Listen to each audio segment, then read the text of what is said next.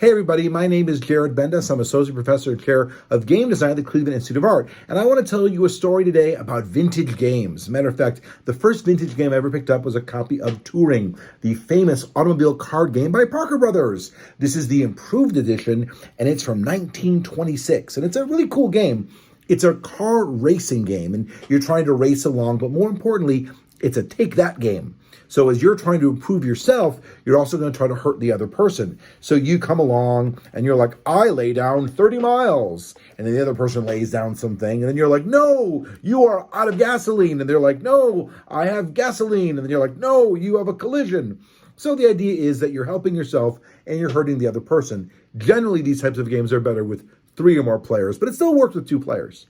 If this sounds familiar to you, this game was modified in the 1960s into a game called Milborn, which is very much like the original Touring. It's a racing game with hazards, but it also has a couple of sort of special features which made Milborn more popular, and Parker Brothers stopped producing Touring. Anyway, so I've got this game and it's really cool. I really like the graphics of the cards, and I like the idea that the text is symmetrical, although the graphic isn't. The back shows you a little card. And by the way, what's funny is you look at this and it's like, ooh, old-timey cars. No, it's 1926. This is what the cars look like. Matter of fact, everything about this game says contemporary old cars. It talks about early car driving in the 1920s, what was driving cars like, and sort of the hazards that go along with that. Now, the weird thing has happened is that over the years, every time something happens, people give me a copy of Touring. I keep finding other copies. So this copy is from 1965. Now, obviously, at this point, this is old-timey. They've turned it into sort of a throwback game. Remember Touring? Well, here's the old car driving game. Milborn, at this point, is just starting up. It's kind of got a very contemporary feel, but it's the same exact game, a couple little modifications. You still have gasoline and you still have to, 35 miles. But if you look, a couple things are different. For instance, it's got wrecker, and it's also got burning oil, stop for ring job. What's neat about this is it's got a very specific kind of old-timey graphics, but the design is very 1960s. So it's kind of a weird mix where they're trying to let you know that this is very much a throwback game. But the play is almost identical. They keep changing a little bit of how Touring works, but for the most part, it's mostly the way that it looks, not the way that it plays. So this is from 1965. Then I was going somewhere and someone was like, hey, would you like a copy of Touring? And they gave me this copy. And this copy is from 1947. And again, look at that. That's what cars look like in the 40s. Still, they modified the numbers. So the numbers changed a little bit. The goals changed a little bit. But again, you still have things like gasoline and collision. And if you look, the graphics have changed. Still, the text is double-sided, and look at the backs. The backs have a neat little design to them. So again, from the but actually, I've got another copy that someone just threw in one other game, and this one is from 1925. Now, what's neat about this is this one's from 25, and this one's from 26. This is the improved edition, and this is sort of the original. Now, when I say original, this is the original Parker Brothers edition. Parker Brothers started producing this in 1925, and it looks like this. I love the graphics on this. The graphics and the text are symmetrical. The back is just gorgeous.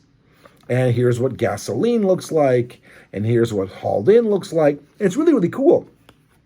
What's neat about this is that in 1925, they purchased it from the original manufacturer. And the original manufacturer was Wally Dorr. And this was made in 1906. Now, this particular box is not from 1906 because they reference things that are after 1906, but they do reference the patent. This game was patented, and the patent expired in 1923. So Parker Brothers is buying basically the trademark and the artwork. The patent's already expired.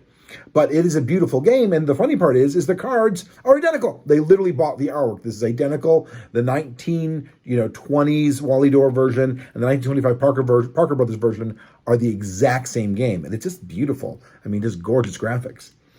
The patent expiring is really, really funny, though, because, again, this is a take that game. There's a mechanic to this. That's back when game mechanics were really, really being patented. And once the patent expired, people were like, all right, what else can we do with this? And Parker Brothers had a great idea. They said, why don't we make a flying game? So this is the Lindy new flying game, which is funny because the exact same year, this is 1927, the exact same year, another company a little bit before Parker Brothers also made a Lindy flying game. There were lawsuits. Parker Brothers actually won. They were able to stay in business. And so this one is actually a little bit easier to find than the other one, a little more expensive. So here are the pink cards on the back. And again, it's really funny. So here we have 300 miles, land for gasoline, descend in parachute, 500 miles. And of course, if you descend in a parachute, you need a new plane. So really, really fun, this idea that you can keep modifying these games. Now, what's neat about it is while Parker Brothers stopped selling the game in 65, Winning Moves Games came out with a new edition in 2013. They specialize in bringing back the classics, but they used all new graphics. And so here it is, touring from 2013. And the back is very, since 1906. There's 20 miles. There's gas, and there's the tow truck. So you can see how things have changed over the years. Also, how things have stayed the same. Kind of fun, but basically, they're all the same things. You're in a race, you're trying to improve yourself, and you're trying to take that to somebody else. I love it. So again, let's take a quick look. 1906, 1925, 1927, 1947, 1965, and 2013. There are actually a few more editions out there. I'm not on a quest to collect every version of Touring. It's not that great a game. It just, I literally, every time I'm collecting something, someone's like, oh, I got a copy of Touring, I'll throw it in there. So I think I've paid for 2 or 3 of these Touring games, and the rest just sort of came along for the ride. I did buy that Lindy game. It was really exciting. One last little bit of the story is I teach game design, and a few years ago, one of my summer students, I had an artist working for me over the summer, it was one of my students, and we had a slow week. Literally, there was nothing for him to do, and he's got to make art for me. And I'm like, you know what? I'm going to make a Touring Milbourne type game, but with trains. Make me train art. And he's like, I can do that. We never actually finished making the game, though he did make really cool art. So the back of it is Ye Old Train game, which is him just being silly. But the cards are amazing. So here's a passenger card. He made a bunch of passenger cards. He made 3 different passenger cards. And then, of course, we made a caboose and a box car and a stock car and another passenger car and another passenger car and a flat car and an empty coal car and a broken engine and some track. It was actually a lot of fun. Here's a steam engine, coal car. Oh, we have bandits. And of course, we have the sheriff and a broken track. So kind of a lot of fun to see how these things go together. And you can make any sort of racing game you want with take that to the other person.